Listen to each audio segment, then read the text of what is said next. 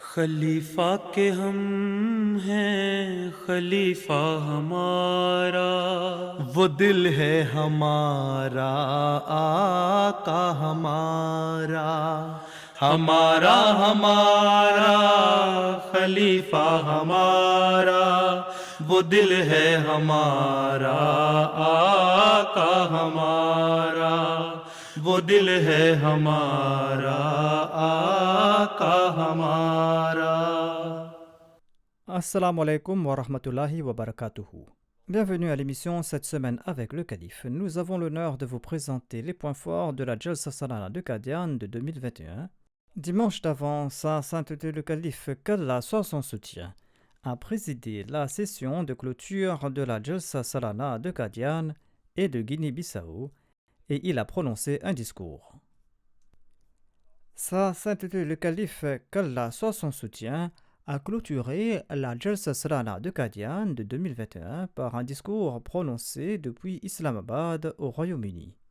Le discours a également servi à clôturer la Jalsa Salana de Guinée-Bissau. Avant le discours, un documentaire sur Qadian et la Jalsa Salana de cette année a été diffusé. مسیح وقت اب دنیا میں آیا، خدا نے عہد کا دن ہے دکھایا، مبارک وہ جو اب ایمان لایا، صحابہ سے ملا جب مجھ کو پایا، وہی میں ان کو ساقی نے پلا دی، فسبحان الذی اخذ الاعادی۔ خدا کا ہم پہ بس لطف و کرم ہے، وہ نعمت کون سی باقی جو کم ہے، زمین قادیاں اب محترم ہے، ہجوم خلق سے عرض حرم ہے، خدا نے روک ظلمت کی اٹھا دی، فسبحان الذی اخذ الاعادی۔ مخدوش حالات کی وجہ سے گزشتہ 2 سالوں سے قادیان میں جلسے کا انعقاد نہیں ہو سکا، پر ان سال اللہ تعالیٰ کے فضل سے جلسہ سالانہ قادیان مورخہ 24، 25 اور 26 دسمبر کی تاریخوں میں نہایت ہی کامیابی کے ساتھ منعقد ہوا۔ یہ جلسہ ہمارا، یہ دن برکتوں کے، یہ جلسہ ہمارا، یہ دن برکتوں کے، خدا کچھ لوگوں کو یہ اس بار موقع ملا ہے، وہ بڑے نصیب والے ہیں جو اللہ تعالیٰ کی اس پاک مسیح کی بستی میں آ کر دعاؤں کا موقع ملا ہے۔ یہاں کی جو مقدس جگہیں ہیں ان کی طرف جب ہم جاتے ہیں تو ہماری جو روح کو تسلی ملتی ہے، جو تسکین کا موجب بنتی ہے، اس کی کوئی انتہا نہیں ہے۔ یہ بیان سے باہر ہے کہ کتنی خوشی ہو رہی ہے، کیا کیفیت ہے دل کی کہ ہم پھر اس بستی میں آ گئے ہیں اور جلسہ سالانہ میں شامل ہونے جا رہے ہیں۔ یہ دن برکتوں کے، خدا کی عنایات اور شفقتوں کے۔ اللہ تعالیٰ کا بے حد فضل و کرم کے ساتھ اور سیدنا حضور انور کی خصوصی دعاؤں اور رہنمائی کے طفیل امسال جلسہ سالانہ قادیان منعقد کیا جا رہا ہے۔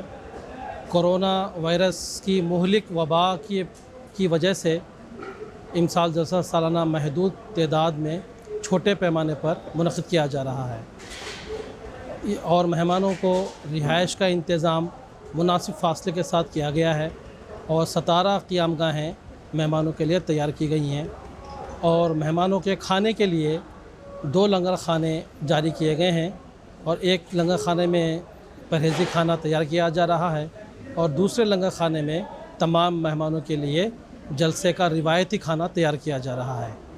اور سیدنا حضور انور کی خصوصی شفقت کے نتیجے میں قادیان دارالامان میں روٹی پلانٹ بھی لگایا گیا ہے اور یہ روٹی پلانٹ اللہ تعالیٰ کے فضل سے پورے جلسہ سالانہ کے دنوں میں چلتا رہے گا۔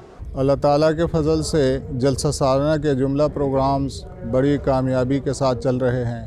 حاضرین بڑی توجہ کے ساتھ، بڑے انہماک کے ساتھ تمام تقاریر کو بیٹھ کر سن رہے ہیں۔ جلسہ سالانہ کی تمام کارروائی کا کل 6 زبانوں میں، جن میں تامل، ملیالم، تیلگو، کنڑ، بنگلہ اور انگلش شامل ہے، رواں ترجمہ کیا جا رہا ہے۔ ہندوستان کے مختلف علاقوں سے آئے احباب اپنی اپنی زبانوں میں तराजुम से मुस्तफ़िद हो रहे हैं। یہ جلسہ اگرچہ کہ فزیکل حاضری جو ہے وہ محدود ہے، لیکن ایک خاص بات یہ ہے کہ حضور انور کی منظوری سے اور رہنمائی سے لائیو اسٹریمنگ کے ذریعے سے تمام جلسے کے پروگرام، مناظر وہ سارے ہندوستان میں دیکھے اور سنے جا رہے ہیں، اور گھر گھر میں اللہ تعالیٰ کے فضل و کرم سے جو لنک دیا گیا ہے اس لنک پر جو ہے وہ کیا خدام، کیا انصار، کیا لجنہ ناصرات جو جلسہ گاہ میں فزیکل طور پر جسمانی طور پر حاضر نہیں ہو سکتے، وہ جلسے کے پروگراموں سے استفادہ کر رہے ہیں۔ تو ایک نئے نظام میں ہم جو ہے وہ داخل ہو گئے ہیں، اور آسمانی ذرائع سے زیادہ حضور انور کی رہنمائی میں استفادہ کیا جا رہا ہے۔ بسم اللہ الرحمن الرحیم۔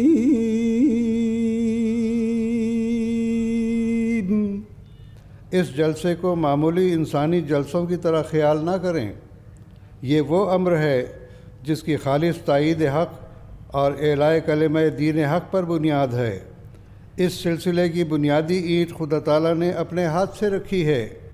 حضرت سید ولد آدم صلی اللہ علیہ وسلم سب نبیوں میں افضل و اکرم، سب نبیوں میں افضل و اکرم، صلی اللہ علیہ وسلم۔ حضرت انس رضی اللہ عنہ سے روایت ہے کہ حسن بن علی سے زیادہ نبی کریم صلی اللہ علیہ وسلم سے کوئی شخص مشابہ نہیں تھا۔ صحیح البخاری۔ حضرت اقدس مسیح موعود علیہ السلام نے جلسہ سالانہ میں شامل ہونے والوں کے لیے بے شمار دعائیں کی ہیں۔ اللہ تعالیٰ تمام شاملین جلسہ کو ان دعاؤں کا وارث بنائے، آمین ثم آمین۔ حمد و ثنا اسی کو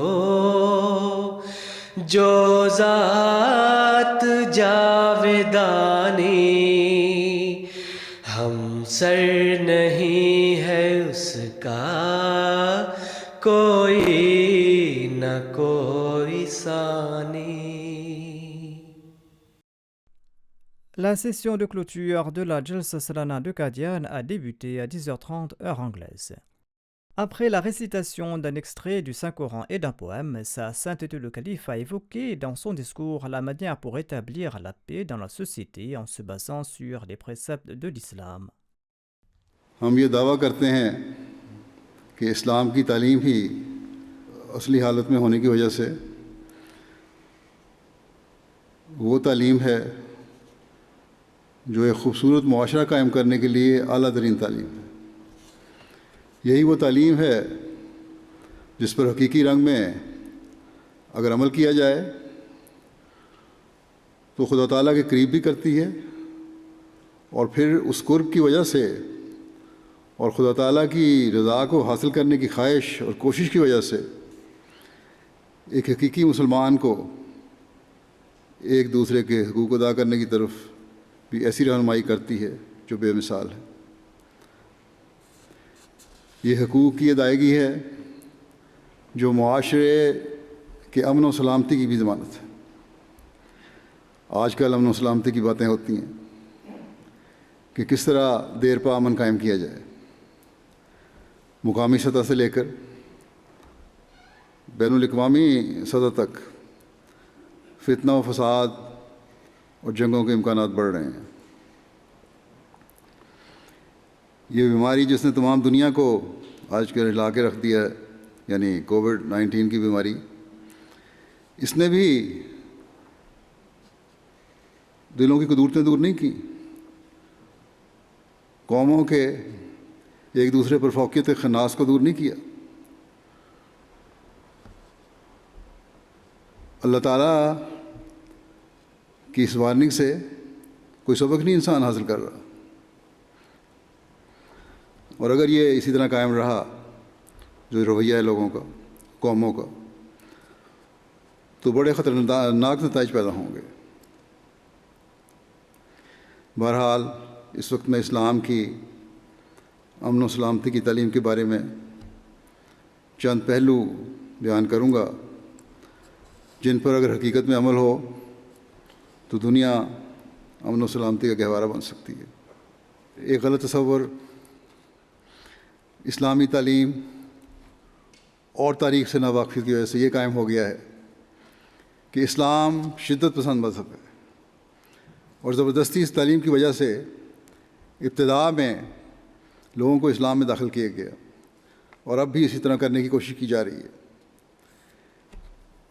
یہ ایک ایسا الزام ہے جس کی کوئی بنیاد نہیں ہے۔ قرآن کریم کو جب ہم دیکھیں تو بے شمار جگہ قرآن کریم جبر کی تعلیم کی نفی کرتا ہے اور جبر سے روکتا ہے، جیسا کہ فرمایا وَلَوْ شَاءَ رَبُّكَ لَآمَنَ مَنْ فِي الْأَرْضِ كُلُّهُمْ جَمِيعًا أَفَأَنْتَ تُكْرِهُ النَّاسَ حَتَّى يَكُونُوا مُؤْمِنِينَ، اور اگر تیرا رب چاہتا تو جو بھی زمانے میں بستے ہیں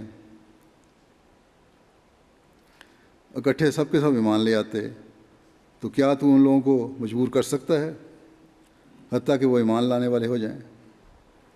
بس اگر دنیا کو جبر سے منوانا ہوتا تو خدا تعالیٰ یہ نہ فرماتا کہ تو لوگوں کو اسلام لانے کے لیے مجبور نہیں کر سکتا۔ اللہ تعالیٰ فرماتا ہے مجھ میں یہ طاقت ہے کہ میں سب کو مسلمان بنا سکتا ہوں، لیکن میں نے یہ نہیں کیا، اور جب اللہ تعالیٰ نے نہیں کیا تو پھر نہ ہی حضرت صلی اللہ علیہ وسلم اور نہ ہی آپ کے ماننے والوں کو یہ اختیار ہے کہ کسی کو جبر سے مسلمان بنا لیں۔ اس لیے اگر کوئی برائی کرتا ہے تو اس برائی کے برابر ہی اس کا بدلہ لینا چاہیے، لیکن یاد رکھو کہ بدلہ کینہ رکھنے اور دشمنیاں جاری رکھنے کے لیے نہیں ہے، نہ انتقام ہے، بلکہ مقصد اصلاح ہونا چاہیے۔ اس بات کو ہمیشہ سامنے رکھیں کہ اصلاح کس چیز سے ہوتی ہے، سزا دینے سے، بدلہ لینے سے، یا معاف کرنے سے۔ اللہ تعالیٰ فرماتا ہے کہ اگر معاف کرنے سے اصلاح ہوتی ہے تو معاف کر دو، اور اس معاف کرنے کا اجر اللہ تعالیٰ کے پاس ہے۔ اس آیت میں اللہ تعالیٰ نے دشمن سے بھی دو قسم کے سلوک کی تعلیم دی ہے، سزا دینے کی یا معاف کرنے کی، لیکن مقصد واضح کر دیا کہ مقصد اصلاح کرنا ہے۔ اگر ہم اس سوسائٹی کا تصور کریں، اس سوسائٹی کا تصور کریں جہاں دشمنیاں سالوں بلکہ نسلوں تک چلتی تھیں، ان میں اس حکم نے اسلام قبول کرنے کے بعد ایک انقلاب پیدا کر دیا۔ پھر امن قائم رکھنے کے لیے حضرت صلی اللہ علیہ وسلم نے ہمیں یہ سنہری اصول بتایا کہ ظالم اور مظلوم دونوں سے ہمدردی کرو۔ اب مظلوم سے ہمدردی تو واضح ہے کہ کس طرح کرنی ہے، ظالم کی ہمدردی کس طرح کی جائے؟ تو آپ نے فرمایا کہ ظالم کو ظلم سے روک کر اس سے ہمدردی کرو۔ بس ترقی یافتہ ممالک میں بھی اور ترقی پذیر ممالک میں بھی، چاہے معاشرے کی بنیادی اور چھوٹی اکائی کو دیکھیں یا ملکوں کے اندر مختلف قومیتوں اور رنگ و نسل کی تعلقات میں دیکھیں یا ملکوں کی سطح پر بین الاقوامی تعلقات کو دیکھیں، اس چیز کی بہت بڑی کمی نظر آتی ہے۔ جو بھی فریقین میں فیصلہ کرنے والے ہیں، امن قائم کرنے والے ہیں، ان کا میلان ایک طرف ہوتا ہے۔ UNO بنی ہوئی ہے، اس کا میلان بھی اب دیکھ لیں ایک طرف ہے۔ یا تو مظلوم سے اس حد تک ہمدردی کہ وہ ایک وقت میں آ کر ظالم بن جائے، یا ظالم کی اس حد تک طرفداری کہ مظلوم کا جینا دوپہر ہو جائے۔ بس پائیدار امن اس وقت قائم ہو سکتا ہے جب متوازن رویہ ہر سطح کے بااختیار لوگ اپنائیں۔ بس ایک تو واضح فرمایا کہ بعض زن گناہ کی طرف لے جاتے ہیں، اور دوسرے فرمایا ولا تجسسوا، تجسس نہ کیا کرو۔ اور دوسرے کے عیب تلاش نہ کیا کرو. بدظنی سے ہی انسان دوسرے کے عیب تلاش کرنے کی کوشش کرتا ہے. ایک بدظنی دل میں پیدا ہوئی اور فوری جس کے خلاف بدظنی پیدا ہوئی اس کے عیب تلاش کرنا شروع کر دیے. اللہ تعالیٰ کی تعلیم پر عمل کرنے والا بدظنی کے بجائے حسن ظنی رکھتا ہے، اور حسن ظن رکھنے والا دوسرے کے عیب تلاش کر ہی نہیں سکتا. صحابہ تو اس حد تک حسن ظن رکھتے تھے کہ اس کی مثال ہی نہیں ملتی. قومی ظلموں کا ذکر کرتے ہوئے ایک جگہ حضرت مسلم موعود نے فرمایا کہ قومی ظلموں میں سے ایک اخلاقی ظلم قوم کے اخلاق کو بگاڑنا ہوتا ہے. اللہ تعالیٰ بنی نوع انسان کو اس سے بھی روکتا ہے اور فرماتا ہے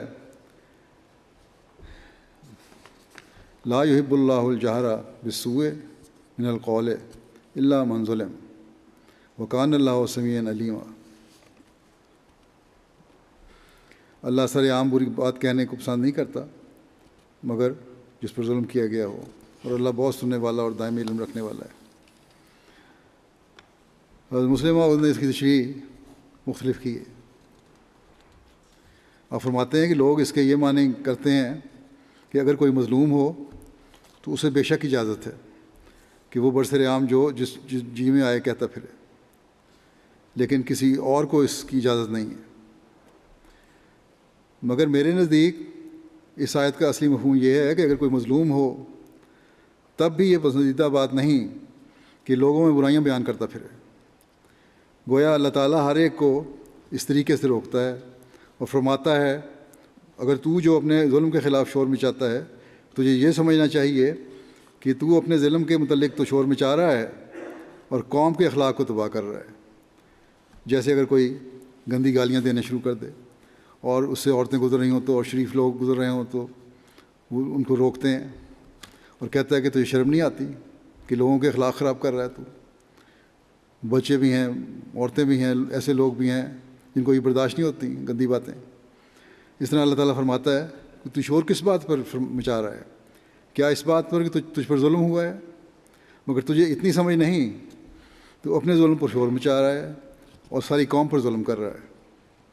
بس یہاں مظلوم کو بھی توجہ دلائی کہ حق لینا ہے، ظلم کا بدلہ لینا ہے تو متعلقہ ادارے تک جاؤ اور فیصلے کا انتظار کرو. ہمیں حضرت اقدس مسیح موعود علیہ السلام کے ماننے کے بعد اسلام کی حقیقی تعلیم پر عمل کرتے ہوئے دنیا کے لیے اپنے ہر عمل میں نمونہ قائم کرنے کی توفیق عطا فرمائے. امن کے حوالے سے جو بعض باتیں میں نے بیان کی ہیں ان پر ہم لوگ خود حقیقی رنگ میں عمل کرنے والے ہوں، اور اس کے علاوہ جو باقی باتیں ہیں ان پر بھی، اور پھر دنیا کو اس سے آگاہ کریں تاکہ دنیا جو اپنے خود غرضانہ مفادات کے حصول کی وجہ سے تباہی کے گڑھے کی طرف جا رہی ہے، اس حقیقت کو سمجھے کہ حقیقی امن خدا تعالیٰ کے حکموں پر چل کر ہی قائم ہو سکتا ہے، اور کوئی دنیاوی نظام اس کے پائیدار قیام میں مددگار نہیں ہو سکتا امن کے نظام میں. بس یہ بہت بڑی ذمہ داری ہے ہر احمدی کی. اللہ تعالیٰ ہمیں اس پر عمل کرنے کی توفیق دے. جلسے کی برکات کو بھی شاملین ساتھ لے کر جانے والے ہوں. دنیا میں ہر جگہ اس جلسے کے پروگرام کو سننے والے ایک جوش و جذبہ اندر پیدا کرنے والے ہوں اور اپنے علاقوں میں اسلام کی پاک تعلیم کی روشنی میں ایک انقلاب پیدا کرنے والے بن جائیں. سب شاملین کو اللہ تعالیٰ خیریت سے اپنے گھروں کو لے کے جائے. قادیان میں جو آئے ہوئے ہیں وہ بھی، جو افریقہ میں گنی بساؤ میں ہیں وہ بھی، اور کوئی کہیں بھی اگر جلسے ہو رہے ہیں تو وہاں بھی اللہ تعالیٰ سب کو اپنی حفاظت میں رکھے. ہم دعا کریں گے. دعا میں خاص طور پر یہ دعا کریں کہ اللہ تعالیٰ جماعت کو بھی ہر شر سے محفوظ رکھے اور ہمیں حقیقی رنگ میں وہ حق ادا کرنے کی توفیق عطا فرمائے جو ایک بیعت کا حق ہے.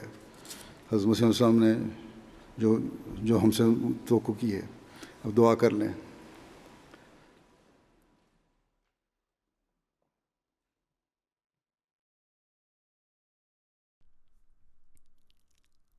C'était là les points forts de la session de clôture de la Jalsa Salana de Qadian de 2021. Et nous terminons maintenant par un extrait du dernier sermon du vendredi du calife. Dans son dernier sermon du vendredi, sa sainteté le calife, qu'Allah soit son soutien, a continué sa série sur Hadrat Abu Bakr radhiyallahu anhu. Le calife, qu'Allah soit son soutien, a conclu son sermon avec des prières pour la nouvelle année et il a demandé à tous les Ahmadis du monde entier d'accomplir la prière de Tahajjud et de maintenir cette habitude tout au long de l'année. کل انشاءاللہ نیا سال بھی شروع ہو رہا ہے.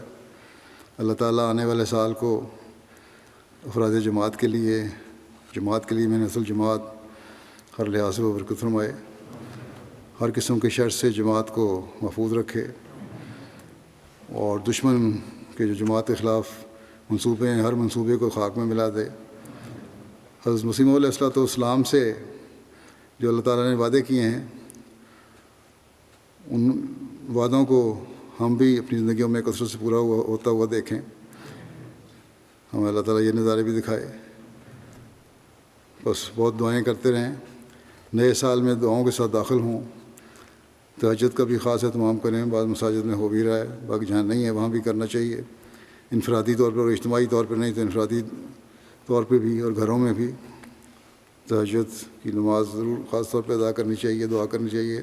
اول تو یہ مستقل عادت ہونی چاہیے, لیکن کل سے جب پڑھیں یا رات سے تو اس کو بھی کوشش کریں کہ مستقل حصہ زندگیوں کا بن جائے.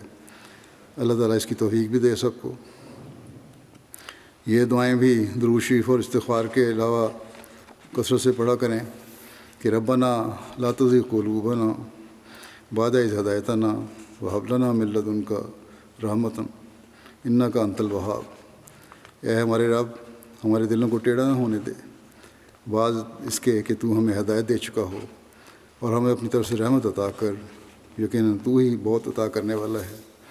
تو یہ بھی دعا پڑھیں ربنا اغفر لنا ذنوبنا واسرافنا فی امرنا وثبت اقدامنا وانصرنا علی القوم الکافرین. کہ اے ہمارے رب ہمارے گناہ بخش دے اور اپنے معاملے میں ہماری زیادتی بھی, اور ہمارے قدموں کو ثبات بخش, اور ہمیں کافر قوم کے خلاف نصرت عطا کر. اللہ تعالیٰ اس کی توفیق دے ہر احمدی کو.